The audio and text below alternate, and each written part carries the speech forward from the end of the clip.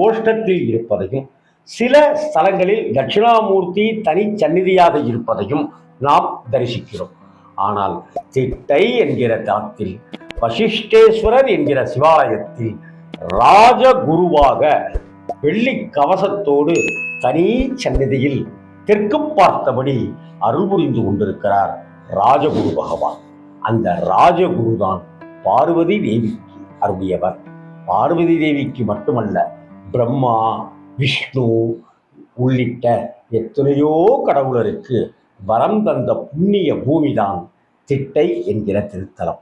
திட்டை குரு பகவானை தரிசனம் செய்தால் வாழ்க்கையில் நாம் திட்டமிடாத நல்லதுகள் கூட நமக்கு வந்து சேரும், நம்மை வாழ்க்கையில் உயர்த்தி வைக்கும்.